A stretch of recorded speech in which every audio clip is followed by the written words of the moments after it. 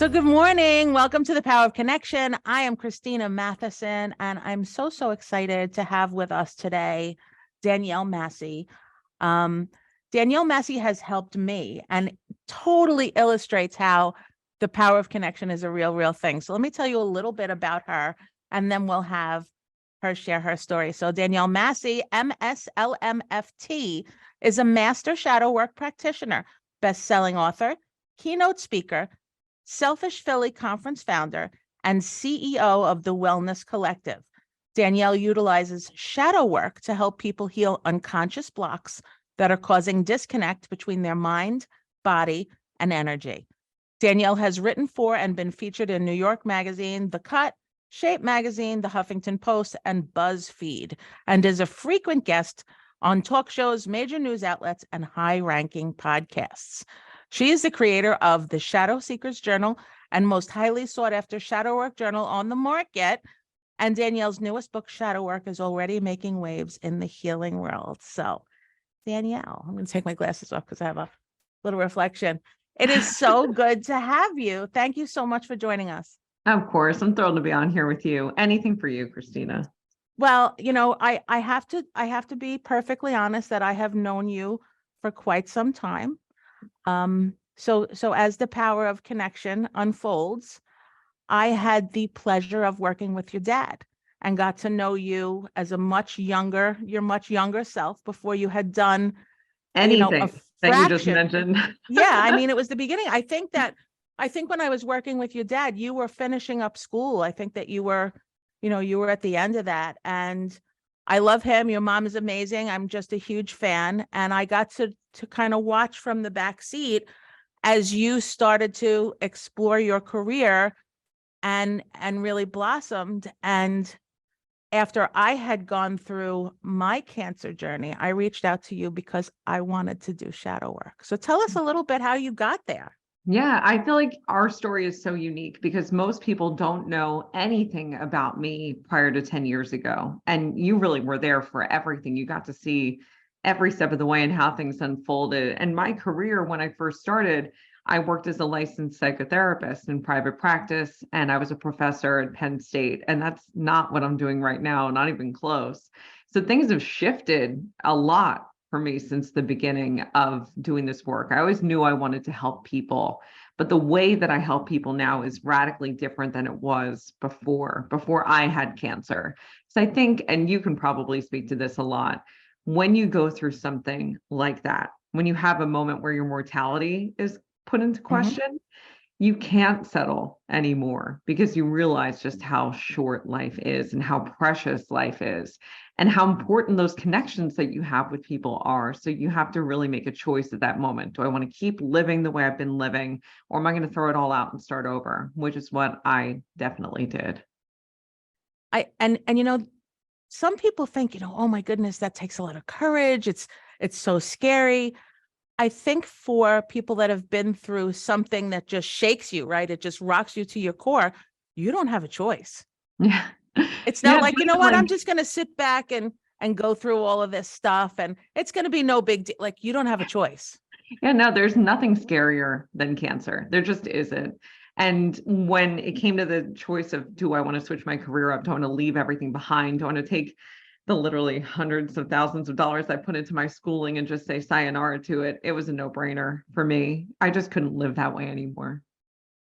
So tell us a little bit about, everything you do is shadow work, and I am thrilled to talk about my experience, but first take us there of why you chose this, why you found it to be so important, and how you got to that point. Yeah, so absolutely. When I was going through cancer, I felt very lost because even though I was a licensed psychotherapist, I felt like I didn't have all the tools at my disposal that I needed. I felt physically very ill. I felt mentally like I was in a really bad spot, even though I had a therapist and I was a therapist.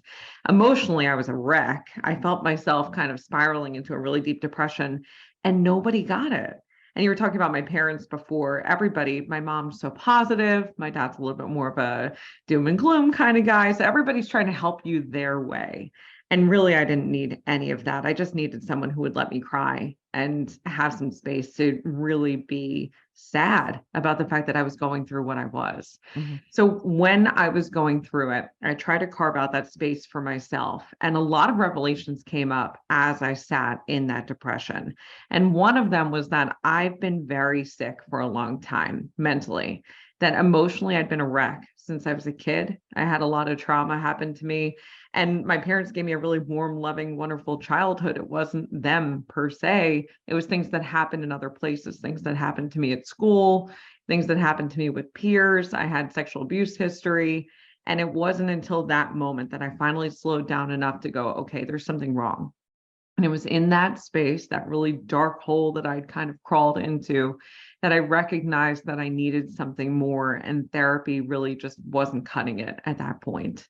So I'd been teaching at Penn State for a few years at this point, and one of my favorite lessons to teach was about shadow work. Carl Jung, Sigmund Freud, and the shadow and the ego. It was a big lesson that I would do. It was very interactive and fun, but I wasn't practicing what I was preaching. I was teaching it to my students, and I wasn't doing anything about it. I just really liked teaching about it. So I thought to myself in that moment, I've got to look more into this. I've got to see the research. I've got to understand it. So I started looking into all the current research on the subject. And then I did something a little crazy, and I thought to myself, let me find someone who is a shadow worker, and I'm just going to trust that whoever I search for is the person. I'm not going to look into them. I'm not going to see what their training is. I'm just going to let it be because I'm too analytical. So I searched in Instagram, of all places, for shadow work. And this woman in the UK named Allison came up. She had no following. She didn't talk about shadow work on her page. It was in her bio, but that was it. I thought to myself, I got to go with this. I've got to trust it. She came up for a reason, and she changed my entire life. Allison was a licensed psychotherapist in the UK, just like me, who had left her therapy career behind to do shadow work. And she also would teach yoga on the side for fun. She was in her 70s at the time. She was definitely just kind of loving her life and really living from a place of peace, which is what I was lacking. It was the thing that I didn't have. Our first session, she dropped me down into a past life, which I believed in. I'd read books about them before, like Dr. Brian Weiss's Many Lives, Many Masters. But the analytical side of me was always like, okay, let's get the facts, let's get the data, until I saw my own. And it was the most crystal clear thing I've ever seen inside my head. Like, I could recall to you to this day the events of what happened there as easily as I could tell you what breakfast was like for me this morning. And that was it. I was hooked. I worked with her for about 2 years. We would do weekly sessions for the first handful of time that we were together. After about 6 months, it became biweekly. And we realized very early on that I could do what she did as well, that it was a natural gift that I had. So we would go back and forth between her doing shadow work with me and me doing it with her. And I would take her into her shadow over and over again for years. And when that was all said and done, and I got to the point where I'd kind of graduated from doing that work, she got sick. She had a massive tumor in her brain that she didn't know about, and she passed away within a few months. And it was hard for me, but I think it's such a different feeling knowing and kind of seeing what happens on the other side and trusting and having that sense of peace that this isn't it. This isn't the end. This is just kind of the beginning. It's just one iteration of all the things your soul will do. So I don't feel as heavy as I did anymore. And all the things that were weighing on me just don't. Even my cancer, I can look at it and it almost feels like it happened to someone else when I tell the story, because it's not something that defines me anymore. It's not something that I'm holding on to emotionally the way I was holding on to all of my traumas. Now I just feel really at peace. And that's what shadow work does. That's so incredible that you were able to meet this woman and learn from her. It's almost like the universe sent you there to pull all of those gifts out of her so you could continue to pass them on and help other people. Yeah, I have voice recordings from after she was sick. She was in the hospital, so she doesn't sound like herself. She's like rasping through it. She's obviously got some medicine in her system. I can hear it in her voice. But she said something along those lines of like, I guess I gave you everything and now it's your turn. Go get them. I think that for me, what I've learned, and it took me a little bit longer, right? So everybody doesn't get the picture. Everybody doesn't get it early. Some people do, some people don't, some people never do. Some people call it the awakening or whatever it is that you want to call it. But when you figure out what makes you tick, that is the greatest opportunity at the fullest life. I too feel so at peace. I just Yeah. feel a sense of not contentment in a mediocre way, contentment in the biggest possible, fullest, full color version of contentment that I could possibly have. And quite frankly, I had been doing some work on myself, and I had studied for years what makes people successful, because I knew that I always got to a point and then there was a block. And I got to a point and then there was a block, and something else would happen, and I would get to a certain level, and then I couldn't make it work. And if I had to use an analogy, I would say that I was always one that had so much determination that I would take the square block and shove it in the round hole. Like, that square block was going in that round hole, no matter what I had to do. And I worked so hard to get to every place that I was. And so similar to you, I had a cancer diagnosis in 2020. So in the middle of the pandemic. And it rocked me, and I was riddled with anxiety. And my mom before me had breast cancer, but she died 40 years ago. So it was very different then. And the only real thing that I had for that, the only real perspective was that, okay, so you get this and then you die. Like, there was 40 years in between, but I couldn't see that. So I had gone through my own stuff, and coming out on the other side of that, I had seen you talking about shadow work and talking about the programs that you were doing. And I reached out to you before I was done with chemo. So for anybody that doesn't know, when you have chemotherapy, lots of things happen. You're very weak. You're very tired. Sometimes, it depends on the drugs that you have. But for a woman, I think the worst thing that happens to you is that you lose your hair. So you feel like everything that makes you a woman, like, it's not there anymore. You look in the mirror and you see someone different, and that's creepy. But when you come out of it, you just get this feeling of, like, what else are you going to do to me? There is nothing you can scare me with at this point. It's true. So after I had recovered from surgery, I started your shadow work program, because I knew that I just knew in my heart and soul that I was meant to be and do and have more. So I had watched you, and I had watched the work that you had done, but I had no idea how it would completely change my life. And for that, I am eternally grateful. I even, after I did that, one of my daughters I sent to you, because she was having some stuff happen, and the same thing with her, it changed her life. So I don't want to talk about what actually happens in shadow work. I would prefer that you do it. But what I can say is that what you talk about in your analytical self, and you just have to go with it, that's a really big part of the journey, that you have to trust it. Like, all of a sudden you're in this meditation, and you're, up in the stratosphere somewhere, and you say to yourself, like, am I imagining this? Is it like, have I just lost my mind? Yeah, I promise you, I thought the same things. Past life regressions, like, come on, come on. Like, it's just been so powerful for me. And it has left me with not only the faith in, the universe and everything spiritual that one can believe in, but the faith in myself and the confidence, because I know what's in there. So tell us a little bit more. You started your shadow work journey. You started to help people. How does it work? Yeah, so there's a scientific component, and then there's also the spiritual component. So I'll kind of break down first the scientific, like, what is it that we're actually doing when we're bopping around inside of our brains there? So in order to understand that, you have to understand how memories are created and stored within the mind and body, because it's a multi-layered process. So the way that this works is that before we're born, when we're still in utero, our brain is developing. It's actually the first part of a fetus that develops, is the neural tube.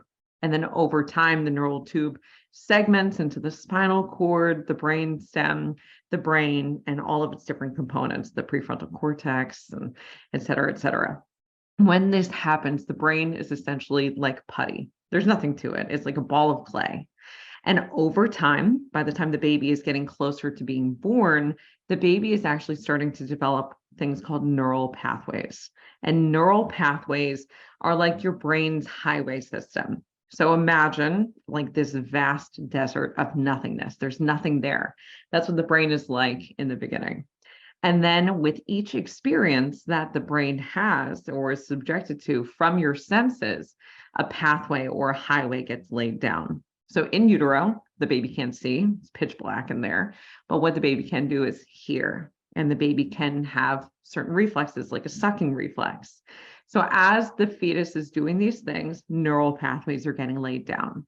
So let's say you're 37 weeks pregnant and you go to a Metallica concert and it's really loud and kind of scary, and you are standing in front of the speaker. What is happening to that child is that child starts to feel its first emotions, which is fear. Because in the beginning, in the first few years of life, babies only experience primary emotions: joy, anger, sadness, fear, excitement. So we have a sensory input of loud noise. Then we have an emotional response that's created, fear. That kicks off a chemical reaction into the body. So adrenaline and cortisol will start to pump. And the purpose of that is it's telling the body what to do. It's telling the heart to really pump. It's telling the oxygen and the blood to go where they need to go. And this is the same process that happens when we're out of the womb too. And this is how memories are stored. So that experience itself, loud music at a Metallica concert in utero, lays down the first really strong neural pathway of noise equals fear. Now the baby's born and people come over and someone gets right in the baby's face and goes, "I love you." And the baby immediately has that same reaction.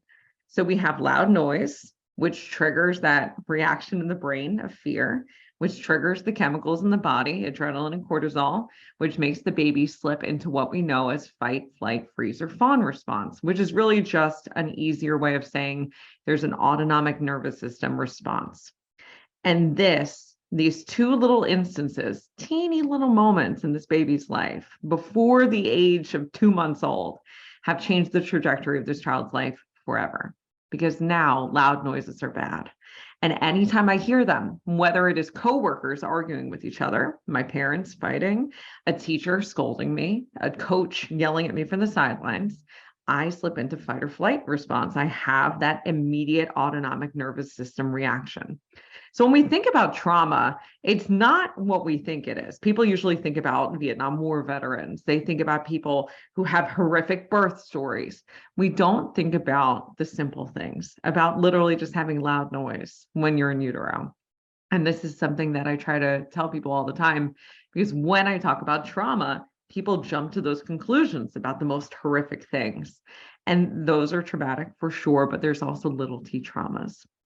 The point, what we need to understand about this is the brain is storing this information in the unconscious mind, which is the deepest level of your consciousness. You have the conscious on the surface, which is everything you're fully aware of. So if you're listening to this podcast while you're vacuuming your house, you're conscious of the fact that that's what's happening. We have below the surface of that the subconscious, which is the thing you hear most people talk about online because it's easily understood. The subconscious is accessible. You can get to it. It's just a little bit pushed out of the way. It's the stuff you don't really want to deal with. It's like your automatic behaviors, the things you do all the time, the stuff you go, "Oh, I wish I didn't do that." But then you just brush it off and keep moving on with your life. It can also be the really automatic stuff like blinking. It can be things like waking up in the morning and scrolling through your phone without actually realizing you're doing it. It's automatic. Or driving to your job, getting there and not remembering how you got there because your brain just slipped into that subconscious automatic behavior. But the unconscious stuff is below that. And the reason why the unconscious exists is because every second of every day, your brain is storing information. You haven't forgotten anything that happens to you. Everything you've ever done, whether it's like every item you purchased at the grocery store last week or the license plate you saw when you were 12 years old, is inside of your head.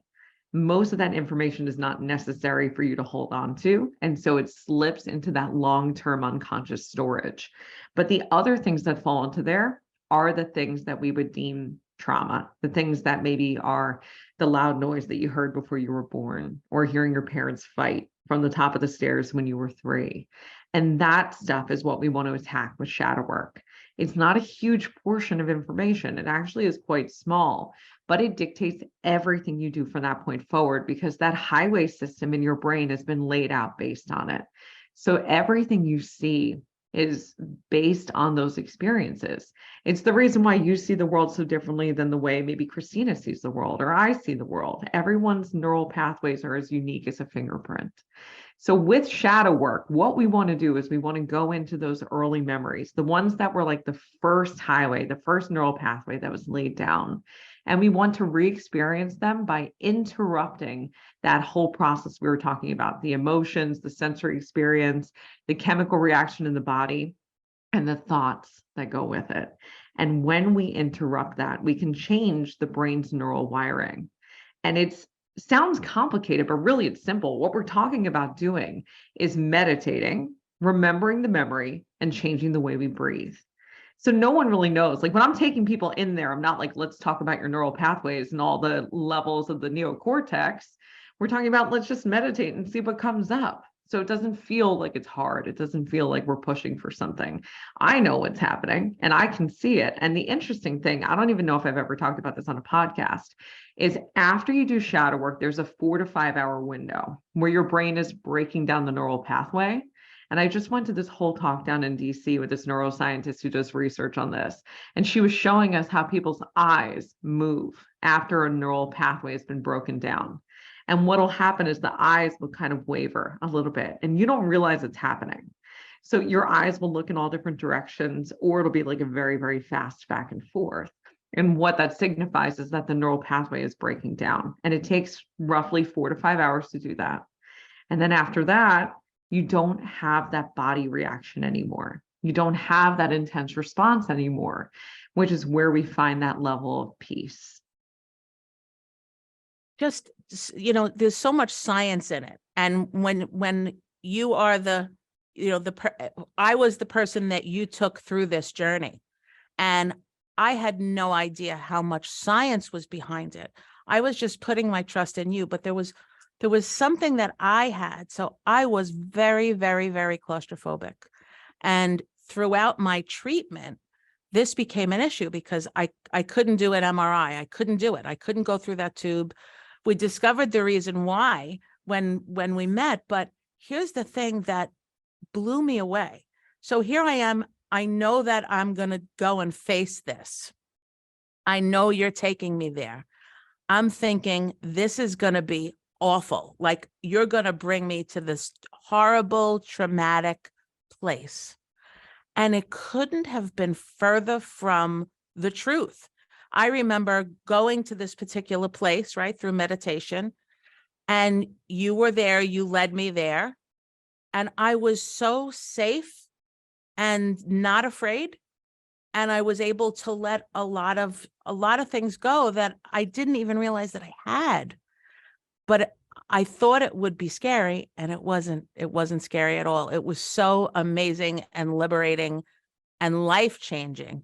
So I didn't know about all of the science behind it, but I sure am grateful that you do. Thank you. I felt the same way when I first started shadow work, where I was like, oh, I don't want to go back and revisit moments of sexual abuse. Like, I don't want to go see those. I don't want to revisit my cancer. It was bad enough having to do it once. Mm-hmm. But when you do shadow work, the idea is to keep the body really calm and to make it feel like a relaxing experience, almost like it doesn't belong to you. It's kind of like you're watching a movie where maybe if it were happening to you, it would be like a 10 out of 10 emotionally. But when you're watching a movie, it's like a 4 where you're like, oh, I feel bad for them. It sucks that they had to go through that. So it just gives you a sense of distance from it. And that's really what we're doing, is we're creating a sense of distance internally so that it doesn't feel all-encompassing or overwhelming anymore. And that's the goal. We want people to leave feeling at peace for good, nothing that would ever backslide back. And that's exactly, my experience. So when I did this with you, we were in a group. We did it on Zoom. We met, we were all in a nice, quiet place. And I remember in the beginning, we all think that we have these troubles that nobody else has. We think that our situation is so completely unique, whether it's your life, your job, your relationship, your past, your anything. We all think it's just so out of the realm of normalcy that, number one, we must be broken. And number two, we're the only ones that have this, right? So you immediately go into this group of people. So I had a group of women, in my shadow work sessions that was, I think 2 months, right? 8 weeks, 10 weeks, something like that. And each one of them had such a unique experience that they shared. And they were all just kind of like hoping for something. Like they knew that they had this thing holding them back. They think they knew what it was. And together we all went through this, and the difference in every single person in the group, like liberating what it was that was holding them back by defining what it was, dealing with it, and letting it go. I watched it with my own 2 eyes change the lives of every one of those people in the group. It was amazing. The group piece is the thing that I never expected, because when I started this back years ago, it was one-on-one sessions that I would do with people. And then we would spend, an hour, 90 minutes together. And then I would say, see you later, just like I did as a therapist. And there wasn't that sense of connection the way that there is in a group. So when I started doing the groups about 5 years ago, it changed everything, because we would still do the groups together. We'd recount what everybody experienced. We'd have all those moments of like, oh my gosh, you too. That's what I've been going through. I've never heard anybody else that's experienced it before. And then people stay connected afterwards, where there's so many relationships that are built in a space like that, because you finally feel like there are people who get it. It makes you feel so much less alone. And I didn't anticipate that prior to doing it. And it's the thing that now I'll get asked all the time, especially on TikTok, because I've got a little TikTok presence. Yeah. People be like, I want to do one-on-one sessions with you. And I say, no, I won't do one-on-one sessions anymore, because I know how much more powerful the groups are. I'd be selling you short if I put you in a one-on-one situation. There's a magic that happens there. And I think part of the magic is just when you sit back and hear other people's stories and not only what they've gone through in their life up until now, but when we talk about, so in the meditation, this is what happened to me. So we all do the same meditation that you give us. And when you start to hear these women that you really grow to trust them, there's a sisterhood there, and they all talk about, and then when we got to this point, and I don't want to say it's hokey. Other people would think it was hokey, but like, when I was on this celestial plane and the goddess of somebody came along, like, it's not regular gibberish that we talk about in an average day.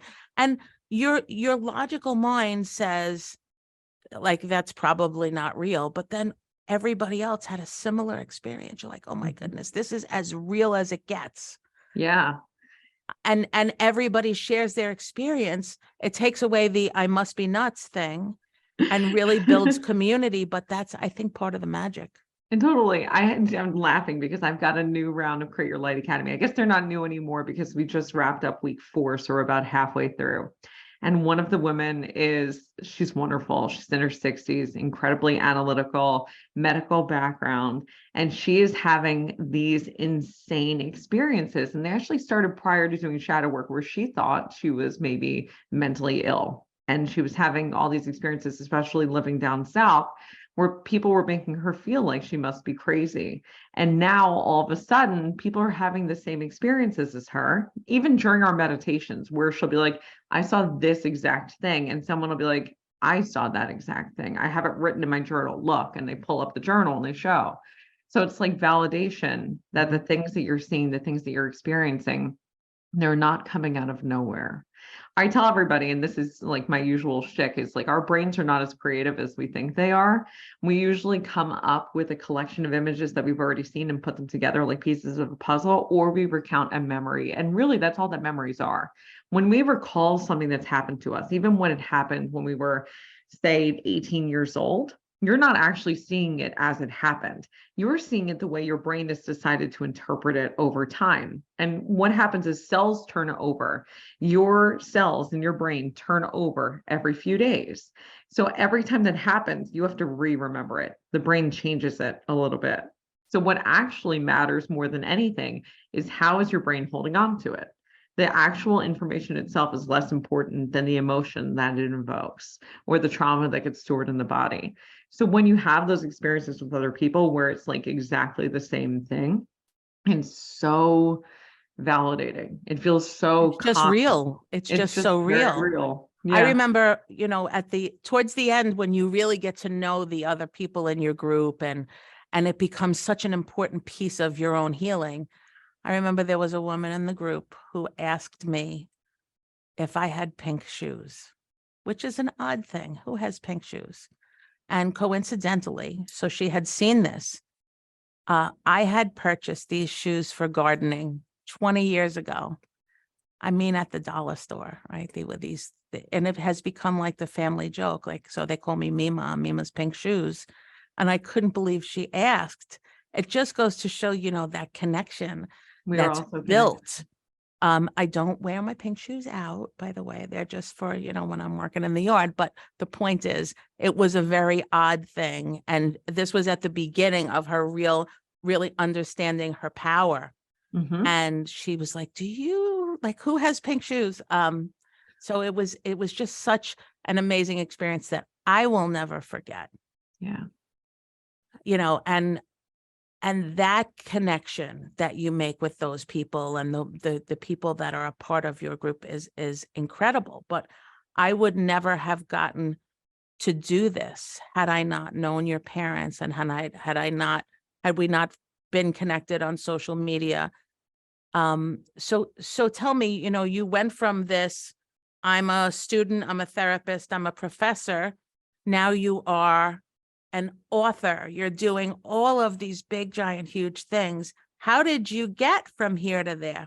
Yeah, that's a really good question. I think a lot of it, if we're being totally honest, was like blind naivety where I just assumed that I could. I didn't recognize how hard it would be. I got into it, recognized how hard it was, and was like, F it, I'm already here. I might as well see it through. And that's been the story of every success that I have at this point, where I just assume that it's going to be easier than it is. And then I don't give up when it is not as easy as I Tenacity. expect. Yeah, that's a grit, a little tenacity, a little Yeah. grit. So I take on very big projects. Like it's hard to explain how some of them have fallen into my lap because it does feel like the universe has placed some of these things in my lap. I'll give two examples of that. The first is the Selfish Philly Conference. After I had cancer, I felt like I didn't have the resources that I needed. It felt unfair. I wanted to create a space where those resources existed. And so I made the Wellness Collective, which is my holistic healing center. It used to be located in Center City, Philadelphia. With the pandemic, we moved completely virtual and now serve clients all over the globe. But I wanted something specific to Philly. I wanted there to be like a thing, a space, something that would educate people, let them know what their options were. So I'd met this woman. She took me out to lunch. We talked, and she wanted the exact same thing. Coincidence, weird coincidence. And I thought to myself, that sounds cool. I'm down to be involved, but I can't be the one running it. I just opened up the Wellness Collective. So she brought in some other people. There were about 5 or 6 of us. We started brainstorming.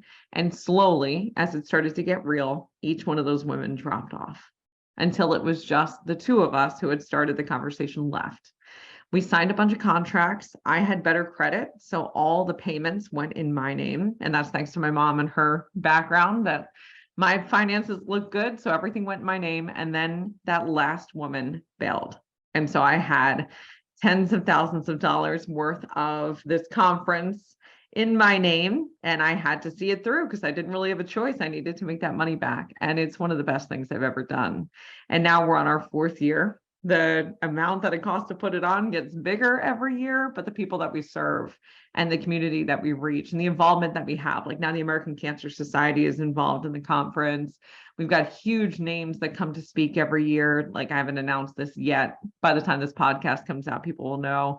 The founder of Immunology, Karen Bayou, she's going to be one of our speakers this year. She's going to keynote at the end of the day. and talk about the skin microbiome and how everything we put on our body matters, because she's also a cancer survivor, and use it to create a whole skincare line. So stuff like that gets me to where I'm going, where it's like, I'm stuck and here I go. And my book was another example of this. I never planned on writing a book. I saw this woman, she has psychic gifts. She actually is a student of mine from Create Your Light Academy. And she just, as a thank you, was like, I'll give you a reading. It's like, why not? I do the reading, and she doesn't really know that much about me. This was before I really was blasting my whole life online for everybody. And so she drops in, she starts reading for me, and she goes, "You're going to be an author." And I said, "Bullshit. There's no way."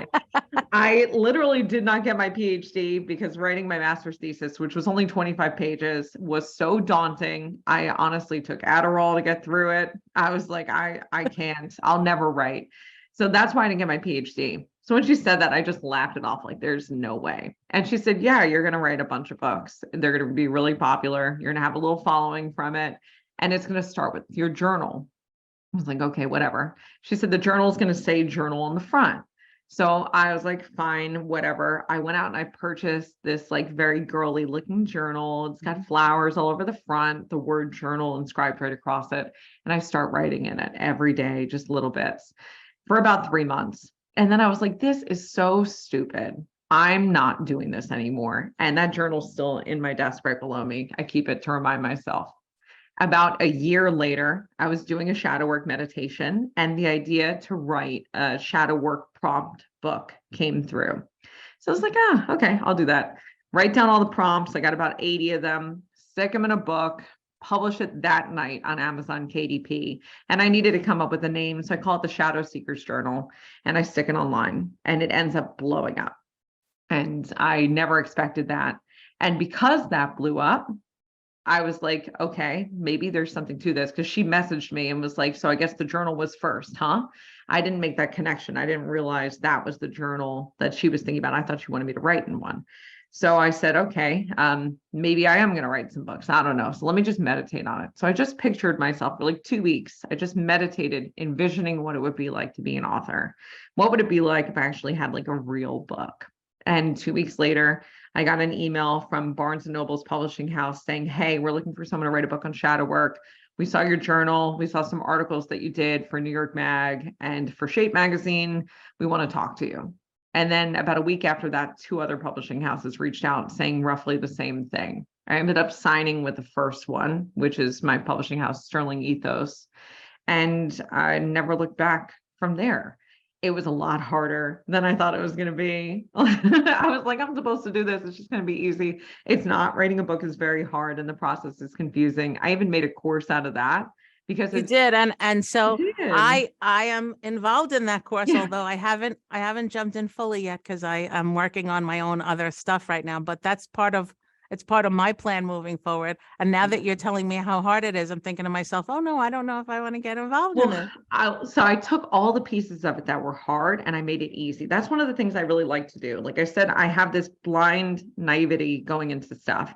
And when I recognize how difficult it is, I take really, really good notes, and I make sure that every step of the process is documented and detailed so that I can share with other people, because I don't want anyone to struggle the way that I did. So in that Writers Academy program that I have, it's over 100 pages. And what I do is I break it down in such a way where I'm asking you little questions. I'm asking you to do tiny, bite-sized little tasks. And when you get about halfway through, I go, "You already made your book proposal. Let's format it." And you take the answers to those little questions and you plug and play them into the template that I made for you, that my agent and the publishing house both said that it was the best book proposal they've ever seen.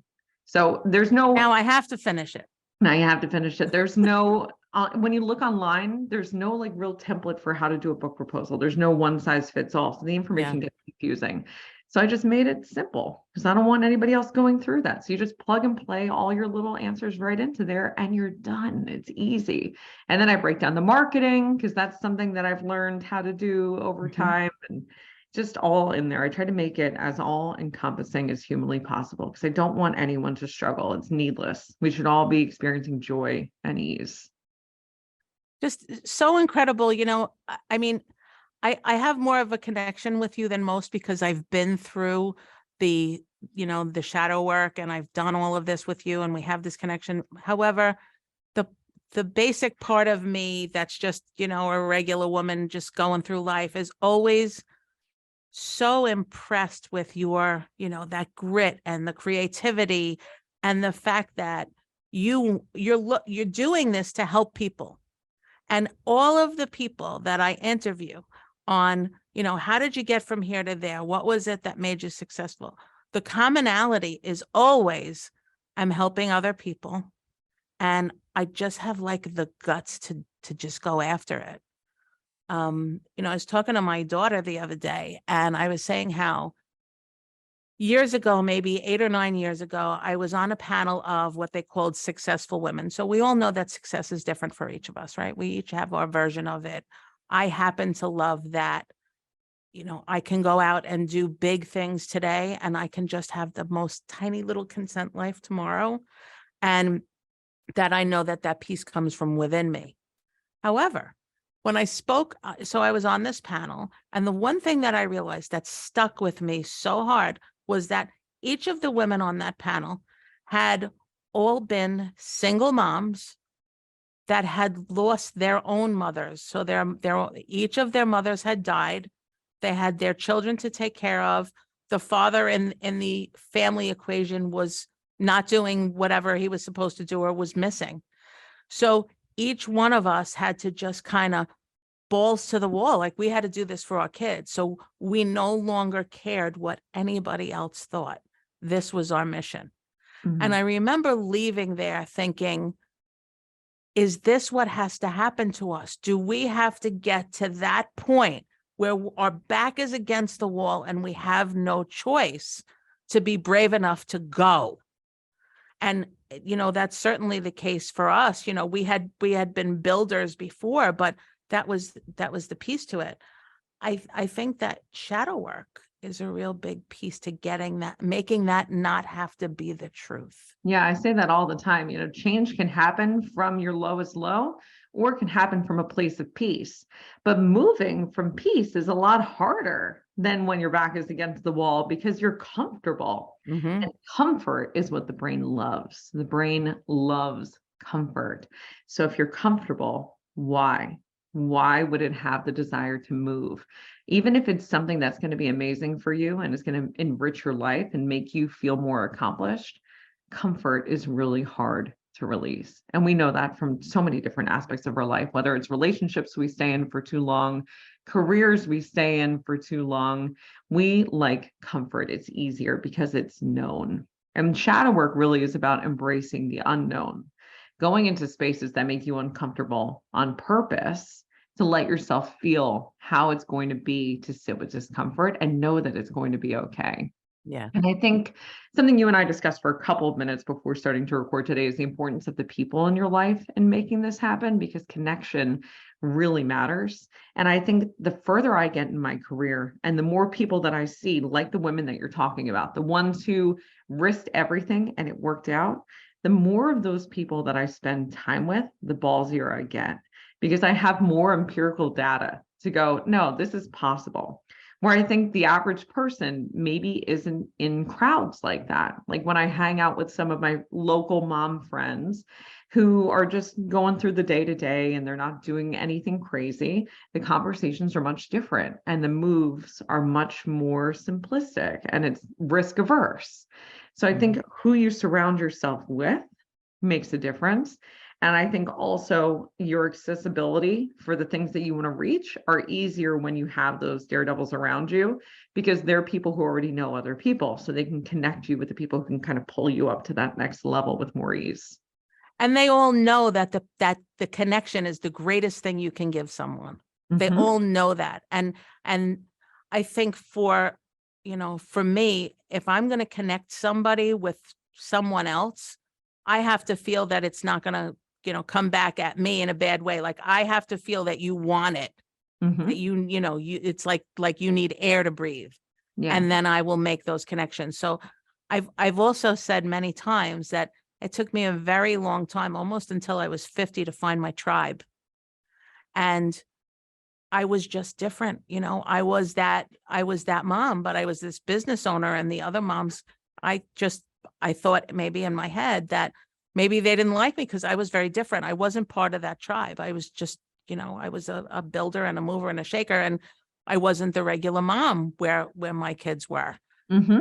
And when I got older and I finally met a group of women that became my tribe that were just like me. And then I knew, I was like, okay, now I can do it.